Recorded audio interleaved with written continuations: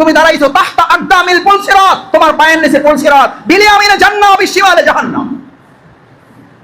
তোমার ডানে জান্নাত অবস্থান করতেছে, তোমার বামে জাহান্নাম অবস্থান করতেছে।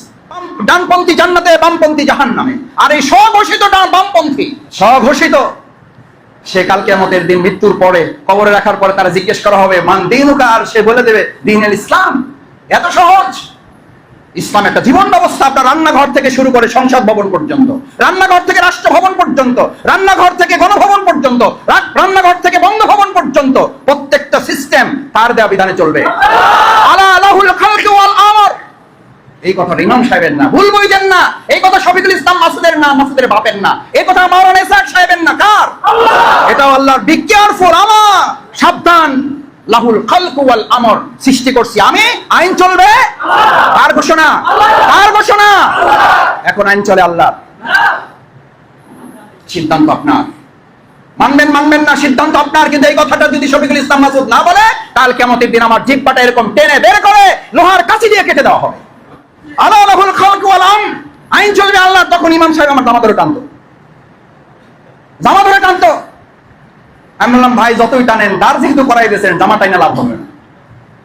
আপনার নিচের চাপ আছে, আপনি নিম্ন চাপ তৈরি করেছেন, আমার উপর থেকে চাপ আছে, আমার উপর থেকে চাপ আছে।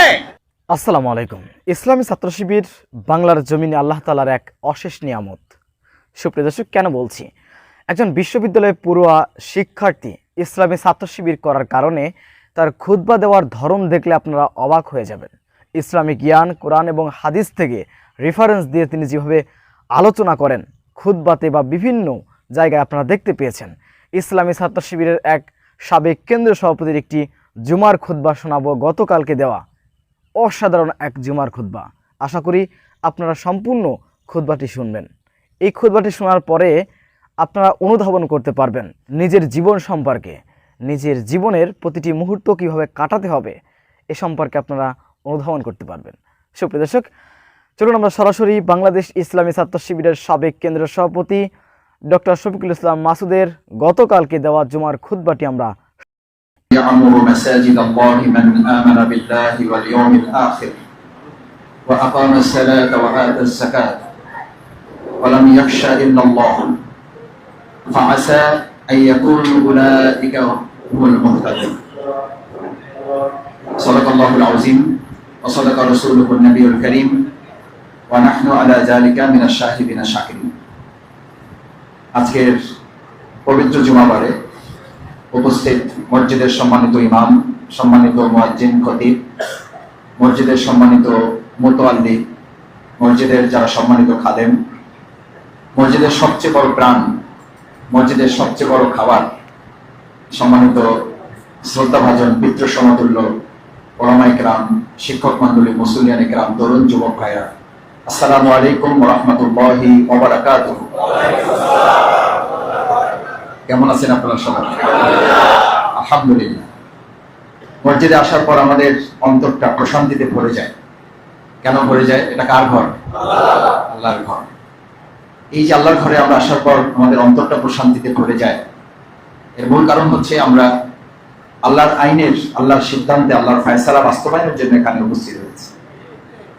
আল্লাহর ফায়সালার মধ্যে আসলে, আল্লাহর আইনের মধ্যে আসলে, আল্লাহর বিধানের মধ্যে আসলে যদি এখানে আমাদের অন্তরটা ভরে যায়, তাহলে এই 2500 স্কয়ার ফিট বা 3000 স্কয়ার ফিট যতটুকু আছে, এই জায়গাটাগুলোর সাথে যদি আমরা আমাদের 56,000 বর্গমাইলকে আল্লাহর আইনের মধ্যে নিয়ে আসতাম, তাহলে আমাদের এই পুরো 56,000 বর্গমাইলটা শান্তি আসতো না? আসতো না? সালাতের প্রথম শিক্ষা হচ্ছে এটা। নামাজের মাধ্যমে যেন আমরা এই শিক্ষাটা গ্রহণ করি। আল্লাহ তাআলা আমাদের সবাইকে তৌফিক দান করুন। সম্মানিত মুসল্লিয়ানে কিরাম, আমি আপনাদের সামনে সূরা তাওবা 18 নম্বর আয়াত তেলাওয়াত করেছি। অর্থ হচ্ছে, আল্লাহ তাআলা বলেন, ইন্নামা ইয়ামুরু মাসাজিদ আল্লাহ, মসজিদ আবাদ করবে তো তারা। আবাদ করার কথা বলা হয়েছে, নামাজের কথা বলা হয় না। বলছে আবাদ করবে। আবাদ বোঝা যায় তো? আবাদ, আমরা জমি কি করি? আবাদ করি। আল্লাহ তাআলা মসজিদে এই শব্দটা ব্যবহার করেছেন, ইন্নামা ইয়ামুরু মাসাজিদ আল্লাহ, আল্লাহর ঘর, আল্লাহর এই মসজিদ, সে আবাদ করবে, তারা আবাদ করবে। মান আমানা বিল্লাহ, তার প্রথম শর্ত হচ্ছে তার বিশ্বাসটা থাকতে হবে কার উপরে? আল্লাহর উপর। আল্লাহর উপরে বিশ্বাসটা কেমন? বিশ্বাসটা হচ্ছে ইকরার বিল লিসান, শুধু মুখে স্বীকার করা না, মুখে স্বীকার করতে হবে। তাসদীক বিল জিনান, মুখে স্বীকার তো অনেক হিন্দুরাও করে না? করে না? কলেমা পারে না? পারে না? পারে। আমার ছাত্র জীবনে অনেক বন্ধু ছিল, ওদের তোদের একটা কলেমা আছে না? আমি বললাম কোন কলেমা, কোনটার কথা বলছে? বলছে যে কলেমাতে লা ইলাহা ইল্লাল্লাহ মুহাম্মাদুর রাসূলুল্লাহ। সে কি মুসলমান হয়ে গেছে? হয় নাই। কেন হয় নাই? সে তো মুখে স্বীকার করছে, তো হয় নাই। কেন হয় নাই? দ্বিতীয় শর্ত হচ্ছে তাসদীক বিল জিনান, যা মুখে বলবেন ওটা অন্তর থেকে বলতে হবে, আর অন্তরে যা বলবেন ওইটাই মুখ থেকে। ভাই, আজকে যে সমাজ, যে রাষ্ট্রে, যে দেশে, যে উপজেলায়, যে ইউনিয়নে, যে এলাকায়, যে মহল্লায় আমরা বাস করি, প্রায় আমরা নিজের একটা কথা বলি না যে ভাই যা বলবেন ওটা করবেন, যা করবেন ওটা বলবেন? বলি না? বলি না? সেটাই দামি ঈমান। আল্লাহ তাআলা সেই ঈমানদারের কথা বলেছেন, যা বলবা সেটা করবা, যা করবা ওইটাই বলবা। এখন আমাদের সমাজের ট্রেডিশন কি? আমরা বলি কি? আমরা তো একটু মজা করে বলি যে এখন আমাদের সমাজটা হচ্ছে যা করবে ওইটা বলবে না, আর যা বলবে ওইটা করবে না। অথচ ঈমান হচ্ছে সেটা, ঈমানদার হচ্ছে সে। ঈমানদার সে যে বলবে ওটাই করবে, আর যা করবে ওটাই শুধু বলবে। এখন তো একটা মৌসুম চলে আসছে, কে কি যে বলবে কোনো ঠিক ঠিকানা নাই, সমানে বলে যাবে। এরপর বলবে যে কি যে বলছে আমার তো সব মনে নাই, ও কত কথাই তো আমাদের বলা। এই কথা আমাদের শুনি না? শুনি না? শুনি। আমাকেই হয়তো বলতে হবে, আমাকেই হয়তো আপনারা চেপে ধরবেন, ভাই আমাদের এটা লাগবে, ঠিক আছে আল্লাহ বর্ষা নাই, দিয়ে দিলাম। এরপর 2 মাস পর, 3 মাস পর খবর নাই। অথচ ঈমান বলা হয়েছে মান আমানা বিল্লাহ, ইকরার বিল লিসান, মুখে যা বলবা, তাসদীক বিল জিনান, তোমার অন্তর থেকে ওটাকে ধারণ করতে হবে। ওয়াল আমল বিল আরকান, শুধু অন্তরে ধারণ করলে হবে না, কাজ করে তার প্রমাণ দিতে হবে। কাজের মাধ্যমে তোমাকে তা পরীক্ষায় উপযুক্ত হিসাবে তোমাকে পাস করতে হবে। ভাইয়েরা, আমার সম্মানিত শিক্ষক আছেন, ওলামায়ে কেরাম আছেন, আপনার ক্লাসের আমি খুব ভালো ছাত্র, ক্লাসে নিয়মিত যাই, প্রাইভেট নিয়মিত পড়ি, হাতের লেখা নিয়মিত জমা দেই, হোমওয়ার্ক ঠিক মতো করি। শুধু পরীক্ষার সময় আসলে আমি বলি যে হুজুর আমারে কি চেনেন না? আমি তো ভালো ছাত্র, আমার হাতের লেখা কত সুন্দর, নিয়মিত ক্লাসে আছে, আমার কোনো গায়ের হাজির আছে, আমার কোনো ক্লাসে পড়াতে কোনোদিন বাদ যায় নাই। কিন্তু আমি পরীক্ষা একটু ভয় পাই, পরীক্ষা দিতে চাই না, পাস না ফেল হয় নাই। আরে ভাই, আপনারা তো শিক্ষক মানুষ, পরীক্ষায় ফেল করতে হইলেও তো পরীক্ষায় কি করা লাগে? অংশগ্রহণ করা লাগে, না হলে রেজাল্ট হবে না। এটাকে আপনারা কি বলেন? উদাহরণ বলেন যে তার রেজাল্ট প্রকাশিত হয় নাই। মান আমানা বিল্লাহ, মসজিদ আবাদ করবে তারা, মসজিদে আসবে তারা, মসজিদে আবাদ করার পর তার প্রথম গুণ হচ্ছে, তার প্রথম বৈশিষ্ট্য হবে তার ঈমানটা এমন হবে সে যা বলবে তাই করবে। তাহলে আমরা এখানে কি বলতেছি? এই নামাজে একটু পরে আমাদের ইমাম সাহেব আমাদের নিয়ে কি বলবেন? আলহামদুলিল্লাহি রাব্বিল আলামিন, প্রশংসা সব কার? না না, প্রশংসা সব শফিকুল ইসলাম মাসুদের। আরে কি বলেন আপনি? কি বলেন?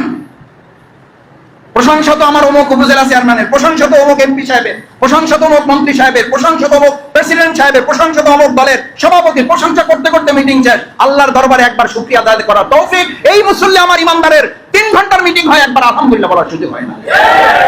কিসের আলহামদুলিল্লাহ? এখানে ট্রেনিং নিয়ে যাচ্ছেন আপনি, আপনি তো মসজিদ থেকে শিখে যাচ্ছেন, আপনাকে 5 বার শেখানো হচ্ছে, প্রতি রাকাতে শেখানো হচ্ছে সমস্ত প্রশংসা আলহামদুলিল্লাহি রাব্বিল, সমস্ত প্রশংসা কার? এরপরে হয়তো আপনি বলতে পারেন আল্লাহর গোলাম হিসাবে এসআইক সাহেব আলহামদুলিল্লাহ একটা ভালো কাজ করছেন, আল্লাহ অনুমোদন করেছেন সেই জন্য ইমাম সাহেব একটা ভালো কাজ করতে পারছেন, আল্লাহ তৌফিক দিয়েছেন সেই জন্য শফিকুল ইসলাম মাসুদ এই কাজটা করতে। এই প্রশংসার সমাজ আমাদের আছে? তো আছে। এই প্রশংসার সমাজ আমাদের আছে। এই প্রশংসার সমাজ যদি থাকতো তাহলে আমাদের সমাজ থেকে নিয়ামত উঠে যেত না, আমাদের বরকতের দরজা। আল্লাহ বলছেন আমার শুকরিয়া আদায় করার একটা জাতি যদি তৈরি হয় তাহলে আসমানের দরজা এবং জমিনের দরজাগুলো বরকত দিয়ে আমি খুলে দেবো। সুবহানাল্লাহ। আমরা আজকে মসজিদ থেকে মান আমানা বিল্লাহ, আমরা ইমানদার হিসেবে যা মুখে বলবো অন্তরে ধারণ করব এবং কাজে তা প্রমাণ করব, তার প্রথম একটা ট্রেনিং নিয়ে যাচ্ছি। আজকে থেকে শুধু প্রশংসা কার? শুধু প্রশংসা কার? আল্লাহ। যত জোরে নাম নেবেন তত হার্ট ভালো হবে, যত জোরে আল্লাহর নাম স্মরণ করবেন আল্লাহ অন্তরটা পরিচ্ছন্ন পরিশুদ্ধ এবং এটাকে রোগমুক্ত করে দেবেন। একবার বলেন আল্লাহ। এটা আমার কথা না, বিজ্ঞানীদের কথা, পৃথিবীর সেরা চিকিৎসকদের কথা, যে যত বেশি আল্লাহ নাম স্মরণ করেন তার রোগটা, তার অন্তরটা আলা বিযিকরিল্লাহি তাতমাইন্নুল কুলুব। গাড়ি বাড়ি আপনাকে প্রশান্তি দেয় না, ডাক্তার ইঞ্জিনিয়ার আপনাকে প্রশান্তি দেয় না।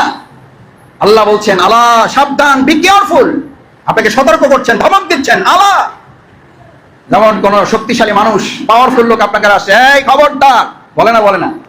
আল্লাহ বলতেছেন আলা, আলা খবরদার, তোমার এসি ওয়ালা বাড়ি তোমাকে প্রশান্তি দিতে পারবে না, তোমার মার্সিডিজ প্যারাডো গাড়ি, তোমাকে পাজেরো গাড়ি তোমাকে প্রশান্তি দিতে পারবে না।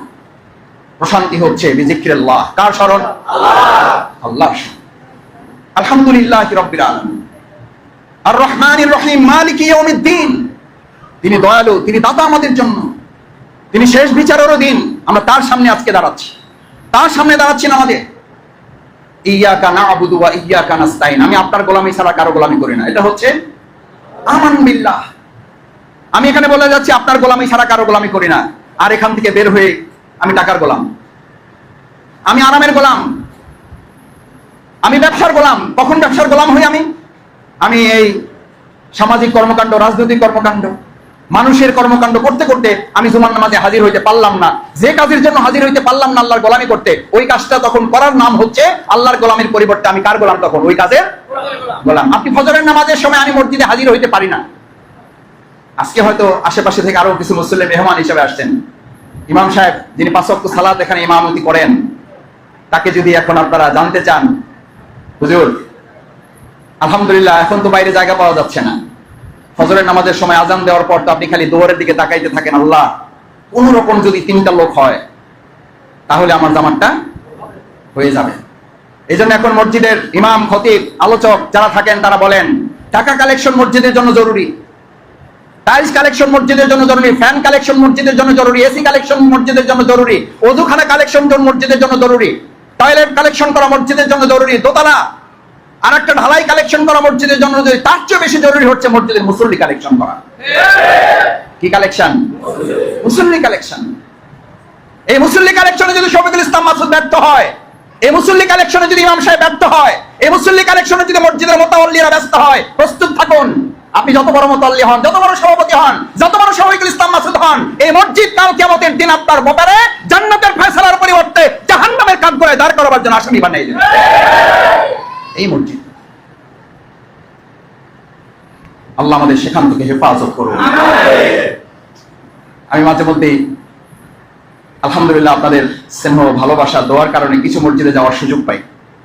আমি কোথাও এটা বলতে শুনি নাই, একেবারে ফ্রাঙ্কলি বলতেছি। আজকেও আল্লাহ মাফ করুন, আপনাদের সম্মান রেখে বলছি, আজকেও আসতে আসতে 1-2 জন ভাই আমাকে কানে দিয়েছেন, ভাই এটা ওইটা বিষয়টা একটু নজরে রাখেন, আমাদের কিছু মসজিদের সংস্কারের ব্যাপার আছে, দোতলার ব্যাপার আছে, আশপাশের ব্যাপার আছে। আমি মনে মনে তখন আসতে আসতে ভাবতেছিলাম, আহারে আমার এই ভাইটা তো সাথে এটাও বললে ভালো হইতো, মাসুদ ভাই আজকে মুসল্লিতে দেখবেন যে জুমার কাতারে আপনি ফাঁকা পাওয়া যায় না, কিন্তু এই মসজিদে আবার আমাদের আসরের নামাজে মুসল্লি হয় না, এই মসজিদে আমাদের এশার নামে মুসল্লি হয় না, এই মসজিদে ফজরে আমরা জামাত করতে পারি না। আপনি একটু আল্লাহর রাস্তে, আমাকে টিউবওয়েল লাগবে না, আমাকে ওযুখানা লাগবে না, আমাকে দোতলা এখন আর লাগবে না, যা আছে আলহামদুলিল্লাহ, হইলে আলহামদুলিল্লাহ, না হইলে আফসোস নাই। আপনি আল্লাহর রাস্তে, আজকে আমাদের টাকা কালেকশন লাগবে না, আজকে আমাদের মসজিদে টাইলস কালেকশন লাগবে না, ফ্যান লাগবে না, এসি লাগবে না, ওযুখানা লাগবে না, যা আছে আল্লাহ শুকরিয়া, আজকে আপনি আমাদের জন্য একটু মুসল্লি কালেকশন করে দিয়ে যাবেন। আমি একজন সাধারণ মুসল্লি হিসাবে বলছি, একজন গণ্য কর্মী, ছোট্ট ইমাম বা খতিব, বা আজকে আপনাদের একজন মেহমান হিসাবে, বাপ্পার এলাকার সন্তান হিসাবে বলছি, আজকে এই কথাটুকু আমাদের বলার মতো সুযোগ হয়ে ওঠে না। আমরা কি এটা পারবো ইনশাআল্লাহ? প্রতি জুমায় ইমামকে এটা আগাম বলে রাখবেন, ইমাম সাহেব যা আলোচনা করেন আলোচনার মধ্যে যেন এটা থাকে। এখানে যারা এসেছেন তার সন্তান কোথায় এটা জিজ্ঞেস করবেন। রাসূল করিম সাল্লাল্লাহু আলাইহি ওয়াসাল্লাম নামাজ পড়ে, ফরজ নামাজ সালাত আদায় করে এদিকে ফিরে যেতেন, দেখতেন, দাম ধরে ধরে জিজ্ঞেস করতেন, আবু বকর, ওমর, হামজা, খুবাইব, খাব্বাব, ইয়া কোথায়? মুসা আল-আশআরী কোথায়? কোথায়? রাসূল করিম সাল্লাল্লাহু আলাইহি ওয়াসাল্লামের হাদিস বর্ণনা করছেন, বারবার সূর্যের দিকে তাকাতেন আর মুসল্লিদের মুখের দিকে তাকাতেন। সূর্য না উঠে যায়, মুসল্লি না একজন কম হয়ে যায়। কে আসে নাই পাঠিয়ে দিতেন, কাতার থেকে ওঠো, যাই খোঁজ নিয়ে আসো। তার না আসা পর্যন্ত নামাজ অপেক্ষমান থাকবে। এটা হচ্ছে ইসলাম। কারণ রাসূল করিম সাল্লাল্লাহু আলাইহি ওয়াসাল্লাম এই জায়গাটা আমাদের জন্য গুরুত্বপূর্ণ মনে করেছেন, যে আমি নামাজ পড়তে আসছি, আমার সন্তান আসছে কিনা, আমি নামাজ পড়তে আসছি, আমার ভাই আসছে কিনা, আমি নামাজ পড়তে আসছি, আমার পরিবারের আরো 2 জন সদস্য সবাই রেখে আসছে, সে আসছে কিনা। আমরা কি আমার পুরো পরিবার যারা মসজিদ আসার উপযুক্ত, তাদের কি মসজিদমুখী করার সিদ্ধান্ত আজকে নিতে পারবো ইনশাআল্লাহ? ওই যে একটা লেখা পাওয়া যায় এখন সামাজিক যোগাযোগ মাধ্যমে, আমি একা জান্নাতে যাইতে চাই না, আমি তোমাকে নিয়েই জান্নাতে। আমি কি আমার ভাইকে রেখে জান্নাতে যেতে চাই? আমি কি আমার বাবাকে রেখে জান্নাতে যেতে চাই? আমি কি আমার সন্তান রেখে জান্নাতে যেতে চাই? সন্তান কি তার বাবাকে রেখে জান্নাতে যেতে চায়? যদি না চায় তাহলে পরিবারকে রেখে আমি কি করে মসজিদে আসছি একা? কি করে আমি ঘুমিয়ে থাকছি ফজরের নামাজে? আজান হলে আমি কেন আমার সন্তানকে হাতে ধরে নিয়ে মসজিদে হাজির হচ্ছি না? তার মানে বলছি ওই সময়টুকুর কথা যখন আমি ওই আরামে ফ্যানের নিচে আরাম করছি, যে আরামের কাছে আমি হেরে গেছি, আমি ওই সময় আল্লাহর গোলাম না, আমি ওই সময় কিসের গোলাম? কার গোলাম? আরামের গোলাম। আমি ব্যবসার দোকানটা বন্ধ রেখে এখানে আসতে পারি নাই, আমি ওই সময় কিসের গোলাম? ব্যবসার গোলাম। আমি চাকরি করি মাদ্রাসায়, স্কুলে, কলেজে, আমি ওখান থেকে নামাজ পড়তে মসজিদে ঢুকতে পারি নাই, আমি ওই সময় শিক্ষকতার গোলাম। অথচ এখানে আপনাকে নামাজ বলছে আপনি শুধুমাত্র ইয়াকা না'বুদু, আপনি শুধু কার গোলাম? আল্লাহর গোলাম। আজকে এখানে আমরা সিদ্ধান্ত নিলাম দুনিয়ার কোনো কিছুর কাছে আমরা গোলামি না করে এক আল্লাহর গোলামি করার জন্য এখান থেকে সিদ্ধান্ত নিলাম। আল্লাহ কবুল করুন। দেখি সবাই রাজি আছে ইনশাআল্লাহ? দেখি ইনশাআল্লাহ আমরা এখন থেকে কার গোলাম? আল্লাহ কিয়ামত আমাদের যতক্ষণ বেঁচে থাকবো আজন্য আমাদেরকে আল্লাহর গোলামি করার তৌফিক দান করুন। আমরা টাকার গোলাম হব না, আমরা শক্তির গোলাম হব না, আমরা কারো রক্তচক্ষুর গোলাম হব না, আমরা কারো অপশক্তির ভয়কে আল্লাহর ভয়ের কাছেও রাখবো না। কারণ আমরা শুধু কাকে ভয় করি? মসজিদ আবাদকারীদের জন্য এই কথা বলা আছে, এটা আমার কথা না। আকামাস সালাত ওয়া আতাজ যাকাত ওয়া লাম ইয়াখশা ইল্লাল্লাহ। এই মসজিদ আবাদ যারা করবে একমাত্র তারা ভয় করবে ওসি সাহেবকে, টিএনও সাহেবকে, এমপি সাহেব, দলের নেতা, কাকে? আল্লাহকে ভয় করে। ওয়া লাম ইয়াখশা ইল্লাল্লাহ, ইল্লাল্লাহ, এক আল্লাহ ছাড়া সে কাউকে ভয় করবে না। ও ভাইয়েরা, এক আল্লাহ ছাড়া যখন আপনি আর কাউকে ভয় করবেন না, দুনিয়ার সবাই তখন আপনাকে ভয় এবং সম্মান করবে। সুবহানাল্লাহ। আপনার মধ্যে আল্লাহর ভয় যখন স্থান পাবে, দুনিয়ার কোনো ভয় আপনাকে দুর্বল করতে কেন পারবে না? একটা লঞ্চ ডুবন্ত অবস্থায় আছেন, ওই লঞ্চ ডুবন্ত অবস্থায় যদি আপনাকে কেউ বলে তোমাকে পানিতে ফালাই দিয়ে মেরে ফেলবো, ভয় পায় সে? ভয় পায়? কেন ভয় পায় না? আরে ভাই এমনি তো লঞ্চ ডুবে যাচ্ছে, তুমি আমার কিসের ভয় দেখাইতেছো? কিসের ভয় দেখাও? ওই সময় যদি কেউ বলে তোমাকে একটা থাপ্পড় মেরে দাঁত ফেলে দেবো, সে এটা পাত্তা দেয়? কেন পাত্তা দেয় না? সে তো এসছে বড় বিপদের মধ্যে আছে। যে আল্লাহর পরাক্রমশালী, ইন্নাল্লাহা আলা কুল্লি শাইইন কাদির, এক পরাক্রমশালী মহান আল্লাহকে ভয় করে, দুনিয়ার আর কোনো কিছুকে তার ভয় করতে। এটা ঈমানদারের বৈশিষ্ট্য, এটা মসজিদ আবাদকারীদের বৈশিষ্ট্য। সে অন্যায়ের কাছে মাথা নত করবে না, সে কালো টাকার কাছে মাথা নত করবে না, সে সুদের কাছে মাথা নত করবে না, সে ঘুষের কাছে মাথা নত করবে না, সে শুধু কপালটা মাথা নত করে কার কাছে? আরে ভাই, যেই সম্মানিত কপালটা দিয়ে আল্লাহর কাছে সিজদা করেন, সেই কপালটা বন্দুকের কাছে কেন নত করবেন? সেই কপালটা সুদের কাছে কেন নত হবে? সেই কপালটা ঘুষের কাছে কেন নত হবে? সেই কপালটা অবৈধ কালো টাকার কাছে কেন নত হবে? সেই কপালটা অবৈধ শক্তির কাছে কেন নত হবে? কারণ আমার এই কপালটা তো শুধুমাত্র নত করেছি কার কাছে? আল্লামা ইকবালের একটা চমৎকার কথা আছে, তোমার কপালটা এক আল্লাহর কাছে নত করার মধ্য দিয়ে আল্লাহ পৃথিবীর সব জায়গায় নত হওয়া থেকে তোমাকে হেফাজত করেছেন। সুবহানাল্লাহ। ওয়ালাম ইয়াখশা ইল্লাল্লাহ ফাআসা উলাইকা আইয়াকুনু মিনাল মুহতাদিন। মসজিদ আসছি কেন? হেদায়েত পাওয়ার জন্য। কি পাওয়ার জন্য? হেদায়েত পাওয়ার জন্য। হেদায়েত পাওয়ার জন্য আল্লাহ তাআলা কয়েকটা শর্ত দিয়েছেন। এই কয়েকটা শর্ত দিয়েছেন। হেদায়েত যদি আপনি পাইতে চান, আশা করা যায়, আল্লাহ বলেন যে আমি তাদের ব্যাপারে আশাবাদী যে তারা হেদায়েত পাবে। নাম্বার 1, তারা আল্লাহর প্রতি ঈমান রাখবে। কেমন ঈমান? ঈমানের নাম হচ্ছে এটা, আল্লাহ আমার সব, আল্লাহ আমার রব। ঈমানের নাম হচ্ছে আল্লাহ আমার রব, আল্লাহ আমার, বলেন আল্লাহ আমার সব। যে আল্লাহ আমার রব, সে আল্লাহ আমার সব। আমার আর কোনো চাওয়া পাওয়া নেই, আমার আর কোনো কিছুর দরকার নেই। কারণ আপনি যে কবরে যাবেন, ওই কবরে শফিকুল ইসলাম মাসুদের সাথে আর কেউ যাবে না। প্রথম প্রশ্নই হবে মান রব্বুক, মান রব্বুকা। তোমার রবকে, তোমার প্রভুকে, তোমার আল্লাহকে ছিল, তুমি কাকে মেনে চলে আসছো?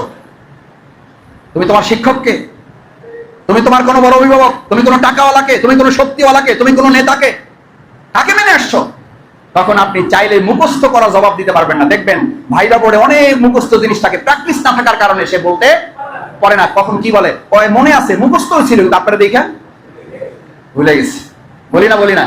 তার মানে তখন সে বলে আপনার মুখস্থ আছে, কিন্তু এইটা কি নাই, প্র্যাকটিসটা নাই। দুনিয়ায় কোনো মানুষের সামনে প্র্যাকটিস না থাকলে যদি ওটা বলতে না পারেন, ভালো করে কান খুলে শোনেন, মনে করবেন মুখস্থ করে যায় ওখানে বলে দিবেন, সেই ফেরেশতা আপনার সামনে আসবে। ফেরেশতার বর্ণনা কি ওইরকম যে নরমাল ফেরেশতা? তো দেখলে তো আপনার অবস্থা খারাপ হয়ে যাবে। সেই শুধু বলতে পারবে যার জীবনে আল্লাহ আমার রব, আল্লাহ আমার, এই প্র্যাকটিস যার জীবনে থাকবে সেই তখন জবাবে বলতে পারবে রব্বি আল্লাহ। বলেন রব্বি আল্লাহ, আমার রবকে আল্লাহ। শুধু প্রশ্ন এটা, মান রব্বুকা ওয়া মান দীনুকা, কোন পথে চলছেন, আপনার জীবন ব্যবস্থাটা কি ছিল, ডানপন্থী না বামপন্থী? এখন তো কেউ কেউ নিজেরা আনন্দের সাথে বলে আমি কি পন্থী আছে না নাই, আর গর্বের সাথে বলে আমি বামপন্থী।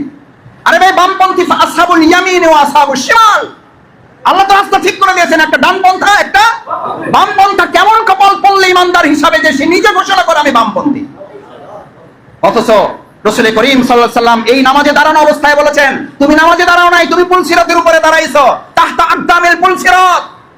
ওই দাঁড়াইছেন না, আমরা তো দাঁড়াইছি ফ্লোরের উপর। আপনি দাঁড়ান ফ্লোরের উপর, আমি তো ফ্লোরের উপরে নামাজ পড়ি বিধায় আমার নামাজের মধ্যে দোকানের হিসাবও শেষ হয়ে যায়। ফ্লোরের উপরে নামাজ পড়ি বিধায় আমার ঘরের কথা মনে পড়ে, আমার পরিবারের কথা মনে পড়ে, আমার এক সূরার পর আরেক সূরা কোনটা পড়ছি দ্বিতীয় রাকাতে মনে রাখে না। এই কারণে আমাকে একজন বলে কয় মাসুদ ভাই মাঝে মধ্যে এমন অমনোযোগ চলে আসে, এক রাকাতে পড়ছি কুল্লু আল্লাহ, পরের রাকাতে পড়ছি সূরা ইখলাস। কয় সূরা পড়ছে? কয় সূরা?